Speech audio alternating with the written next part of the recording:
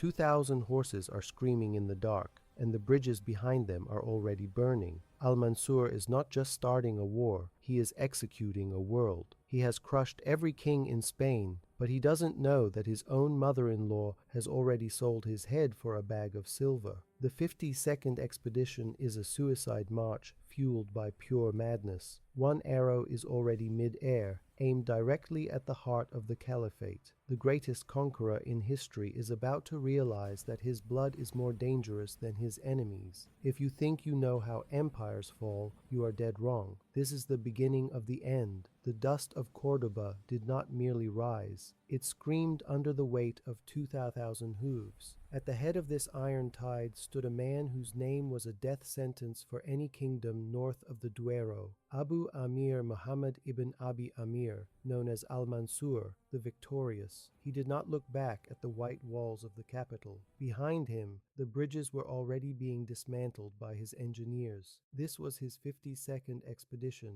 a number that defied the gods and exhausted the stars. His generals whispered that the caliphate was stretching its pulse too thin, but Al-Mansur's eyes were fixed on the horizon, burning with the cold light of a man who believed the earth was his footstool. He raised a hand, clad in scorched steel, and the drums of the Berbers struck a rhythm so deep it rattled the teeth of the sleeping. The march began not with a prayer, but with the sound of 1,000 swords sliding from their scabbards in perfect, terrifying unison. The first Christian outpost at the border did not even have time to ring the bells. Al-Mansur's vanguard, a blur of white robes and curved blades, hit the gates like a collapsing mountain. There were no negotiations. There were no long sieges involving wooden towers and patient hunger. Al-Mansur demanded speed. He rode his black stallion through the splintered wood of the main gate while the hinges were still glowing red from the incendiary pots. Inside, the defense was a chaotic mess of half-dressed infantry and terrified priests. A young knight, barely 20, tried to thrust a spear at the leader of the Moors. Without breaking his stride,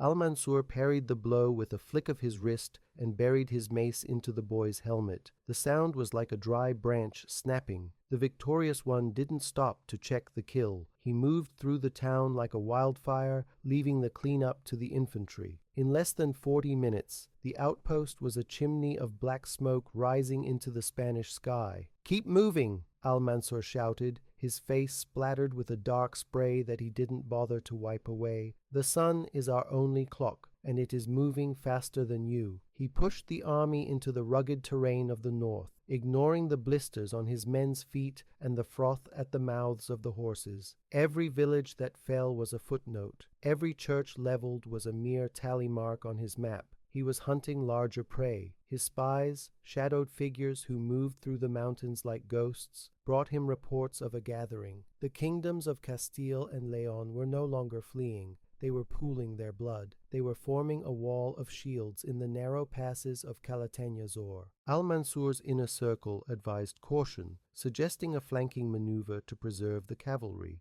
Al-Mansur laughed, a sound devoid of joy, as he crushed a handful of dry earth in his fist. He wasn't looking for a maneuver, he was looking for a slaughter. By the 4th day of the march, the atmosphere changed. The lush greenery of the south gave way to the jagged gray stone of the Soria region. The air grew thin and cold, biting through the silk and leather of the soldiers. Al-Mansur began to feel a strange, throbbing heat in his own chest, a precursor to the illness he hid from everyone. He stood atop a ridge, looking down into the valley where the fog sat heavy and thick like a shroud. Somewhere in that white abyss, the kings of the north were waiting. He could smell the incense and the wet iron of their camps. His own men were silent now, their bravado replaced by the heavy realization that this expedition was different. The Mad Almanzor was no longer just fighting for gold or land. He was fighting as if he wanted to break the world itself. He signaled his standard-bearer to raise the green flag. It flickered in the biting wind, a lone spark of color against the darkening sky. Al-Mansur didn't wait for the morning light. He knew that waiting allowed fear to grow, and fear was the only thing that could kill his momentum. He ordered the heavy cavalry to mount up in total darkness. The hooves of the horses were wrapped in rags to muffle the sound against the stone. They moved like a tide of shadows, descending into the fog-choked throat of Calatañazor.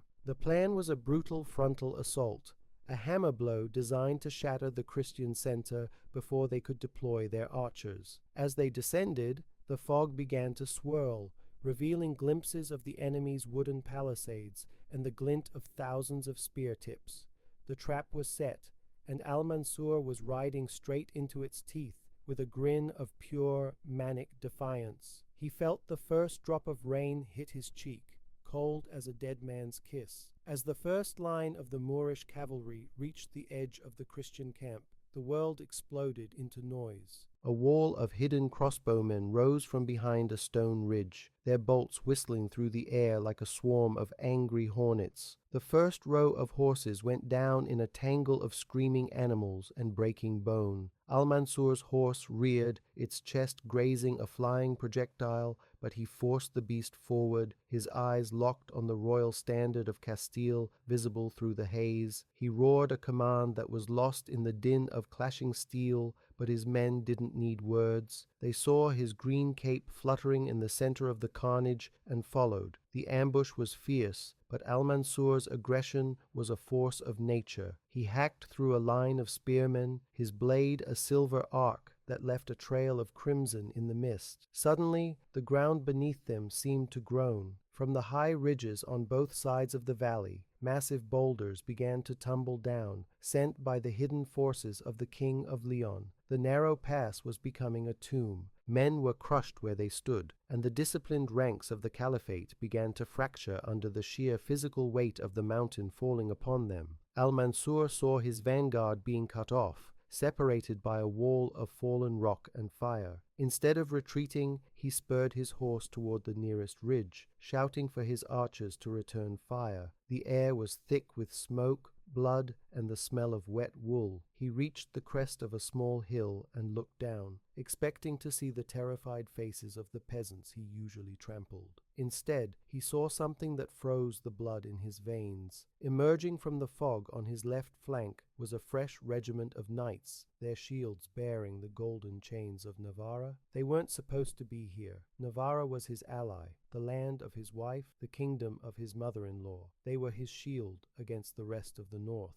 But as the knights lowered their lances and began their charge, Al-Mansur realized the magnitude of the betrayal. His mother-in-law hadn't just stayed neutral. She had waited for him to be pinned in this valley to deliver the final blow. The trap was not just a military maneuver, it was a family execution. He turned his horse to face the new threat, his teeth bared in a snarl of pure rage. "Traitors!" he screamed, but the word was swallowed by the thunder of the charging heavy horse. The Navarrese knights hit the flank with the force of a battering ram. Al-Mansur's personal guard, the elite Black Guard, threw themselves into the gap, but they were being trampled by the sheer momentum of the fresh cavalry. The victorious one found himself in the middle of a swirling vortex of steel. A spearhead glanced off his breastplate, denting the metal and knocking the wind from his lungs. He swung his sword, decapitating a charger, but two more were already in its place. He was being pushed back, deeper into the meat grinder of the valley. For the first time in 30 years of constant warfare, Al-Mansur felt the cold, creeping sensation of a battle slipping through his fingers. He looked up at the gray sky, his vision blurring as the internal pain flared again, more violent than any blade. He saw a shadow move in the mist above him, a lone archer on a ledge drawing a heavy yew bow. The string snapped. The bolt did not hum. It hissed like a viper before burying itself deep into Al-Mansur's left shoulder. The impact was so violent it nearly unhorsed him, the iron tip shattering the bone and sending a white-hot jolt of agony through his entire frame. He didn't scream. A scream was a luxury for the dying, and Al-Mansur refused to concede even a breath to the enemy. He reached up, his fingers slick with dark blood, and snapped the wooden shaft, leaving the jagged head lodged inside his flesh. Around him, the valley of Calatañazor had turned into a slaughterhouse. The second wave of Christian knights, led by the Counts of Castile, slammed into his center with a roar that drowned out the thunder.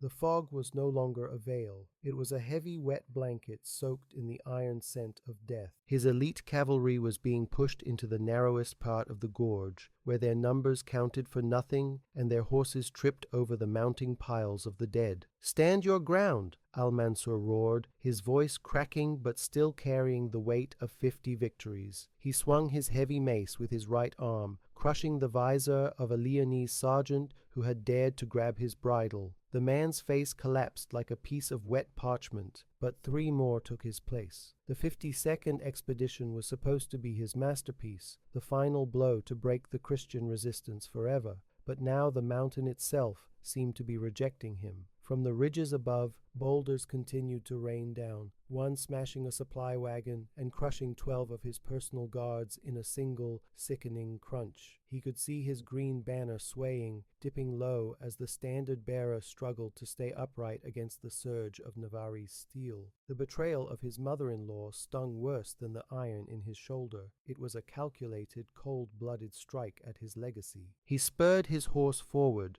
forcing his way toward the center of the Christian line. He needed to kill a king. If he could take the head of Garcia Sanchez or Alfonso, the coalition might shatter. But the mud underfoot was treacherous, a mixture of gray clay and crimson slush that made every step a gamble. A group of 5 knights in heavy plate armor recognized his gilded armor and closed in, their longswords raised like executioners' blades. Al-Mansur parried a downward stroke that sent sparks flying from his guard, but his left arm was useless, hanging like a dead weight at his side. He felt a sharp pain in his side as a spear point found a gap in his mail, sliding between his ribs. He gritted his teeth, the copper taste of blood filling his mouth. He was 64 years old, and for the first time his body was failing his ambition. The air was thick with the screams of 1,000 horses and the rhythmic chanting of the Christian monks who stood on the safe ridges, singing hymns of deliverance. It was a psychological warfare that Al-Mansur had never encountered. His men, superstitious and exhausted from the forced marches, began to falter. They saw their invincible leader bleeding, his horse wounded, his path blocked by a wall of shields. "The shadow is falling!" a voice cried out from the Moorish ranks, and the first signs of a rout began to show on the left flank. Soldiers started to discard their heavy shields to flee faster toward the mouth of the valley. Al-Mansur saw the panic spreading like a plague. He knew that if the retreat became a stampede,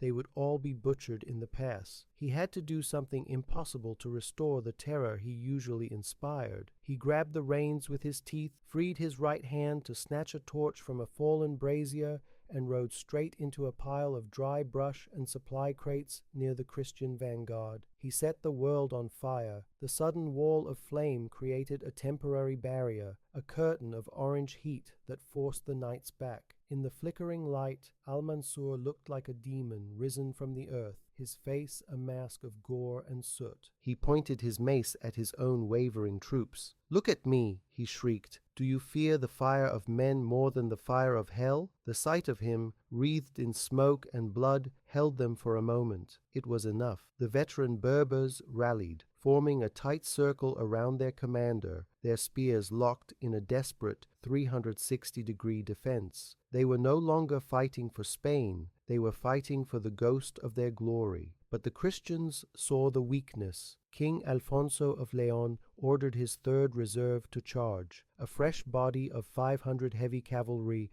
that had been waiting for this exact moment of exhaustion. The ground shook with a rhythmic, terrifying vibration. Al-Mansur watched them come, a forest of lances tipped with cold steel. He knew his circle could not hold against that momentum. He looked to the north, toward the escape routes, but they were choked with the wreckage of his own ambition. The second bolt hit him then, striking his thigh and pinning his leg to the saddle. He didn't even flinch. The pain had become a constant dull hum, a background noise to the frantic calculations of survival. He realized the valley of Calatañazor wasn't a battlefield. It was an altar, and he was the intended sacrifice. "Retreat to the heights," Al-Mansur commanded, realized that the valley floor was a death trap. He signaled his remaining trumpeters to sound the iron withdrawal, a maneuver so dangerous it was rarely practiced. It required the rear guard to commit suicide to let the corps escape. 1,000 of his most loyal Africans stepped forward, knowing they would never see the sun rise. They threw themselves at the feet of the Christian horses, stabbing at the unprotected bellies of the animals, creating a literal wall of carcasses. Under the cover of this horrific sacrifice, Al-Mansur began to pull his shattered units back toward the rocky slopes. Every meter gained cost a dozen lives. The rain turned into a downpour, washing the blood into the streams, turning the valley floor into a pink lake. As they ascended the first ridge, Al-Mansur looked back. His once mighty army was a fragment of itself. The 52nd expedition had turned into a race for the border. He saw the Christian kings meeting in the center of the valley, their swords raised in triumph, but they didn't pursue immediately. They were wary of the wounded lion. Al-Mansur's vision began to tunnel, the edges of the world turning black. He felt the cold iron of the bolts in his body drawing the heat out of him. He looked at his hands. They were shaking. He, who had dictated the fate of millions, could no longer steady his own grip. He leaned forward, his forehead touching the wet mane of his horse. "Not here," he whispered, his voice a ghost of its former power. "I will not die in this hole." He forced his horse into a gallop, leading the remnants of his guard through a secret goat path known only to his scouts. Behind them, the Christian fires burned bright, a mocking celebration of the day the Mad Almanzor was finally broken. He reached the top of the pass, the wind howling through the rocks like the souls of the men he had left behind. He looked toward the south, toward the safety of the caliphate, but the distance felt like an eternity. He felt a sudden, sharp pop in his chest, and a fountain of warm blood sprayed from his mouth, coating the horse's neck. He didn't stop. He couldn't stop. The third part of his ordeal was just beginning. The cold rain of the north felt like needles of ice against Al-Mansur's feverish skin. As his horse stumbled across the jagged rocks of the upper pass, he turned his head to see the banners of Navarra closing in from the western flank. These were not the faceless enemies of Castile. These were men he had feasted with, warriors led by the house of his own wife, Abda.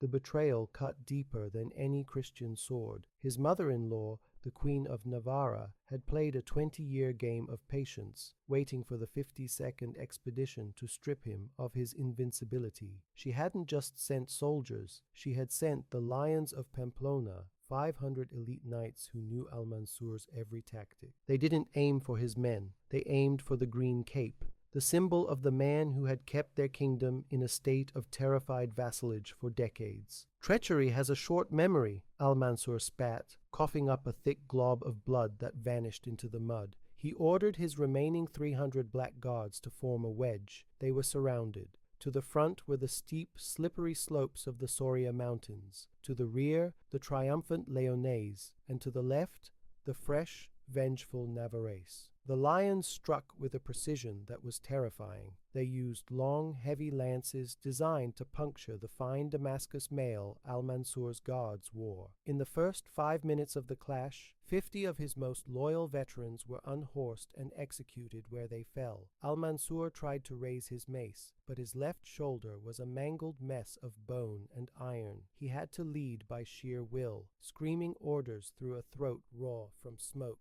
and agony. The Navarrese commander, a cousin of his wife, rode within 20 paces, his visor up to show a face twisted in predatory joy. "The desert dog is cornered," the Spaniard shouted, signaling his archers to rain fire on Al-Mansur's immediate circle. A volley of bodkin-tipped arrows whistled through the air. One struck the horse of Al-Mansur's standard-bearer, sending the green flag of the caliphate into the dirt. For a second, a deathly silence fell over the Moorish ranks. The flag had never touched the ground in 30 years. Al-Mansur, sensing the total collapse of his men's morale, did the unthinkable. He threw himself from his own saddle, his wounded leg screaming in protest as he hit the ground and grabbed the muddy fabric. With a strength born of pure madness, he hoisted the heavy pole back up, planting it between two rocks. "I am the flag," he roared, his eyes bloodshot and wide.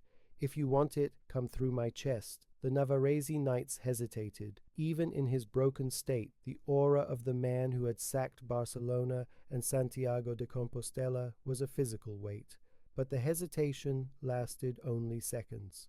The commander spurred his horse forward, aiming a heavy broadsword at Al-Mansur's head. Al-Mansur didn't flinch. He waited until the horse was nearly upon him, then dived under the beast's neck, driving a hidden dagger into its soft underbelly. The horse shrieked and collapsed, pinning the Navarrese noble underneath its weight. Al-Mansur didn't finish him. He didn't have the time. He scrambled back onto a riderless horse, his breath coming in short, wet gasps. The battle turned into a chaotic scramble for the high ground. Al-Mansur's guards fought with the desperation of trapped wolves, using their teeth and broken blades when their primary weapons failed. They managed to carve a narrow path through the Navarrese line, but the cost was astronomical. Only 120 of the 300 guards remained. As they broke through, Al-Mansur looked back and saw his own family members looting his discarded baggage train, tossing aside the gold and silk of Cordoba to find his personal seals. They weren't just winning a battle, they were erasing his right to rule. The realization that his own blood had coordinated with his greatest enemies broke something inside him that no wound could reach. The victorious one was now a fugitive in a land he had claimed to own. The terrain became even more hostile as they climbed. The paths were barely wide enough for a single horse, with sheer drops of 100 meters into the mist-shrouded valleys below. The Navarrese didn't stop the pursuit. They moved like mountain goats, their light infantry tossing javelins from the ridges above. One javelin pierced the neck of Al-Mansur's horse, and the animal pitched forward. Al-Mansur rolled away just as the horse disappeared over the edge of a cliff, its long, haunting scream echoing through the pass. He lay in the mud, staring at the gray clouds, the sound of his pursuer's boots getting louder. His vision was flickering, 1,000 tiny sparks of light dancing in the darkness. He felt a hand grab his collar and drag him upright. It was his vizier, his face a mask of terror and sweat. "We must move, my lord. They are at the base of the ridge," the vizier hissed. Al-Mansur looked at his hands. They were covered in a mixture of his own blood and the mud of a kingdom that had betrayed him. He saw a group of Navarrese scouts appearing on the ridge 50 meters away, their crossbows leveled. He didn't run. He stood tall, despite the iron bolts in his shoulder and thigh, and stared them down. For a moment, the scouts froze. They saw a man who looked like he had already died and returned from the void. That moment of superstitious fear gave his guards the time to unleash a final volley of arrows, clearing the ridge. They found a small, hidden cave near the summit, a place to breathe for 5 minutes. Inside, Al-Mansur collapsed against the cold stone. His physician, a man trembling so hard he could barely hold his instruments, tried to remove the bolt from his shoulder. Al-Mansur grabbed the man's wrist. "No," he whispered, "leave the iron. I want to feel what a traitor's kiss feels like until I reach the border." He knew the Navarrese would not stop until they had his head to present to the kings of the north. He looked at his remaining men, tired, bloody, and losing hope. He realized that the only way to save the remnants of his army was to become a ghost. He ordered his men to take the heavy gold-embroidered robes of his office and drape them over a dead soldier. They placed the body on a horse and sent it galloping down a decoy path toward the Christian lines. As the Navarrese roared and gave chase to the decoy leader, Al-Mansur and his inner circle began the agonizing descent down the southern face of the mountain, moving through thorns and jagged scree that tore their skin to ribbons. The betrayal had stripped him of his pride, but it had given him a new, singular purpose, to reach the soil of the caliphate before his heart stopped beating. He looked at the first stars appearing in the sky, cold and indifferent. As they reached the base of the southern slope, a sudden, sharp whistle sounded from the trees. Out of the darkness stepped a figure in the light armor of a Navarrese scout, but this one didn't raise a weapon. He held a small silver ring, the signet of Al-Mansur's wife. The scout whispered a single sentence in Arabic. The Queen Mother says the 52nd expedition ends here, and your name ends with it. Before Al-Mansur could react, the scout vanished into the trees, leaving behind a small vial of black liquid. It was a choice, a quick end or a slow death in the dirt. Al-Mansur smashed the vial against a rock, his knuckles bleeding. I will not give her the satisfaction, he groaned, pushing himself forward with a branch as a crutch. The pursuit was far from over, and the Christian kings were already spreading the word across Europe. The great Al-Mansur was defeated, fleeing like a dog from his own kin. The news would reach Cordoba before he did, and he knew that in the capital 1,000 daggers were already being sharpened for his arrival. He looked at his loyalists, their eyes hollow. They were entering the 4th stage of their nightmare. The decoy had failed. By the 5th hour of the night, the Christian coalition realized the body in the gold robes was a corpse. A fresh pursuit began, led by a Castilian knight who had sworn a blood oath to bring Al-Mansur's head to the altar of Santiago. They found the trail of blood. Al-Mansur was no longer riding, he was tied to a pack horse, his body slumped, but his eyes wide and burning with a feverish light. As they crossed the secondary ridge, a group of 20 heavy lancers crashed through the brush. The air was filled with the sound of splintering wood and the heavy breathing of exhausted beasts. One lancer, his shield shattered but his spear intact, aimed a desperate thrust at the tied leader. The 3-meter shaft of ash wood drove through Al-Mansur's side, piercing his liver. The world turned white. Al-Mansur felt the spearhead enter and exit,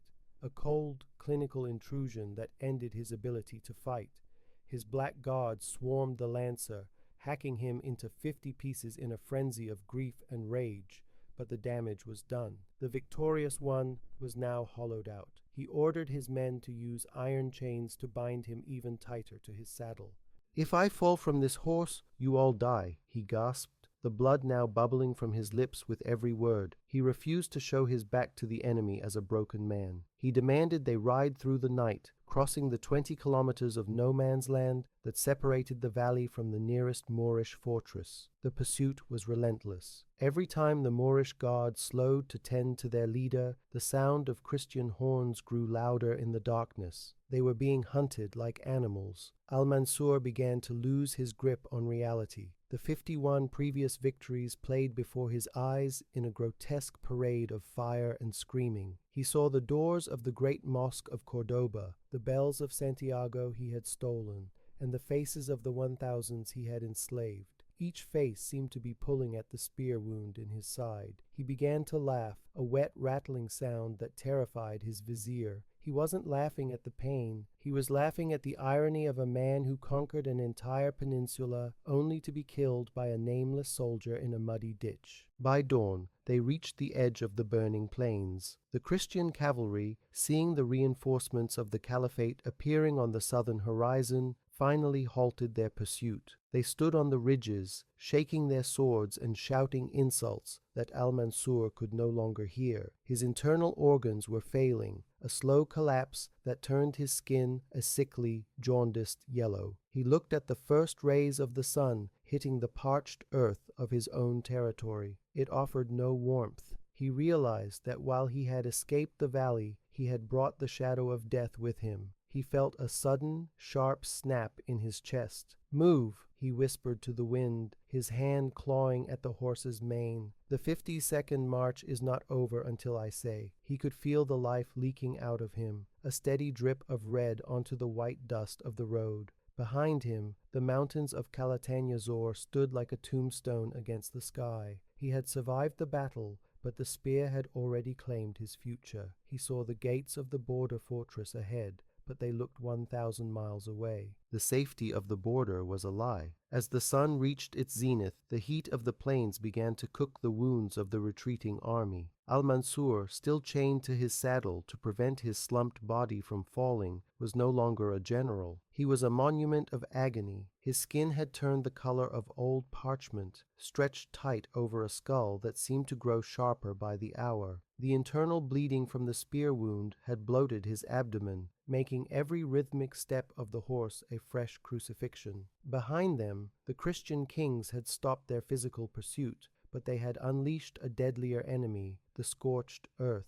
Every well on the road to Medinaceli had been poisoned with animal carcasses or filled with stones by retreating peasants. "Water," a young soldier begged, his tongue swollen and black. Al-Mansur opened his bloodshot eyes and looked at the boy. He took the last leather flask from his belt, water he needed to keep his fever from boiling his brain, and poured it into the dust at the soldier's feet. "We do not drink until we reach the fortress," he croaked, his voice a dry rasp of sand. It was a brutal act of discipline, a reminder that the Mad Almanzor still ruled through fear even on the brink of death. He would not allow his army to dissolve into a thirsty mob. He forced them into a 15-hour march without rest, pushing through a landscape that shimmered with hallucinations of 1,000 ghost armies. The delirium took hold. In the shimmering heat, Al-Mansur saw his Teksha, the Queen of Navarra, standing on every ridge, her laughter echoing in the wind. He began to talk to the air, debating with the ghost of the caliph he had essentially deposed years ago. His vizier tried to offer a litter to carry him, but Al-Mansur struck the man with his remaining strength. To be carried was to admit defeat, and he intended to enter Medinaceli as a conqueror, even if his heart had stopped 10 miles back. The stench of gangrene began to rise from his shoulder, a sweet, sickly smell that drew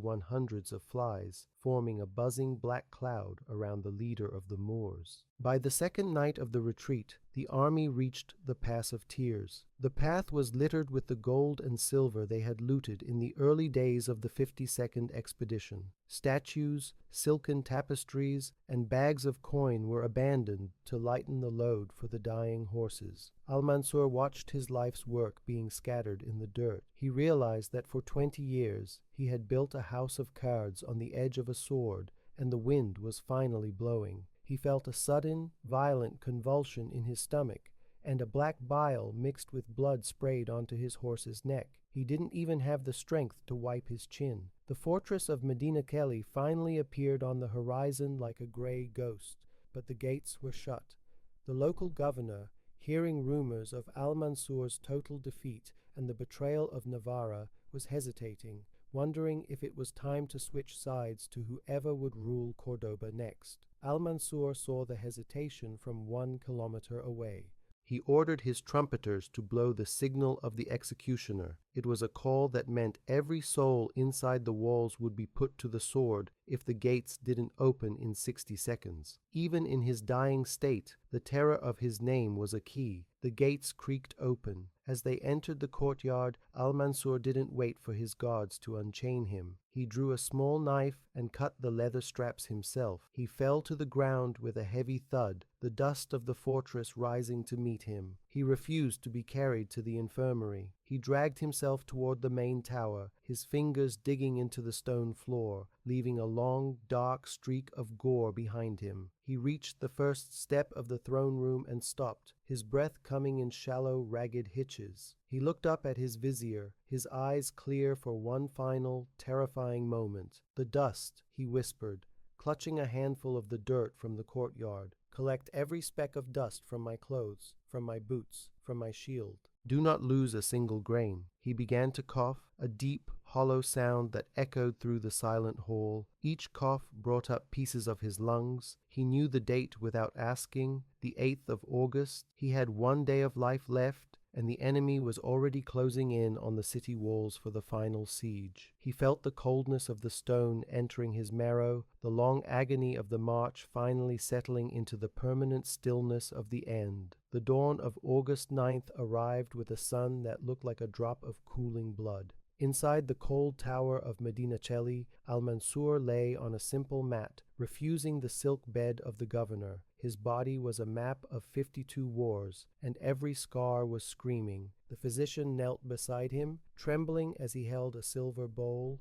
"The dust, my lord," the man whispered. Following the 30-year-old command, the servants had painstakingly brushed every grain of sand and soil from the armor Al-Mansur had worn in every campaign against the Christians. It was a massive heap of gray earth, the literal dirt of a conquered Spain. Al-Mansur reached out, his fingers skeletal and stained, and let the grit slide through his palm. This was his only true kingdom now. Outside the walls, the air vibrated with the rhythm of 1,000 Christian drums. The kings of Castile, Leon, and Navarra had arrived to witness the end of the scourge of God. The first catapult stones began to whistle through the air, smashing into the battlements above Al-Mansur's head. Dust rained down from the ceiling, mixing with the dust of his battles. He didn't blink. He looked at his vizier, his eyes two burning coals in a face of ash. "The bells," Al-Mansur rasped, his voice a ghost of the roar that had once shaken the north. "They are ringing in Santiago, aren't they?" The vizier couldn't answer. He knew the bells of St. James, which Al-Mansur had forced Christian captives to carry to Cordoba, were now a symbol of a vengeance that had finally arrived. A massive explosion rocked the tower as a section of the outer wall collapsed. The screams of the dying rose from the courtyard, followed by the terrifying rhythmic shout of Santiago as the Christian knights poured through the breach. Al-Mansur pushed himself up on one elbow, the movement causing a fresh eruption of blood from his chest. He demanded his sword. His fingers closed around the hilt of the blade that had never known a final defeat,